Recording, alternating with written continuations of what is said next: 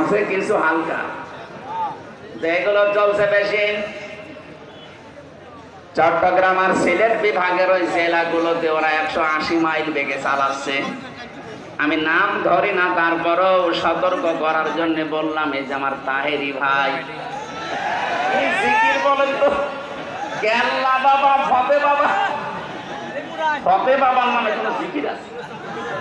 এখানে শব্দ ছিল মাআল্লাহি ইলাহান আখরা, আল্লাহকে ডাকে না তা না, ডাকে তার সাথে সাথে অন্য কাউকে যারা ডাকে তাদের শাস্তি হবে কয়টা বলেন?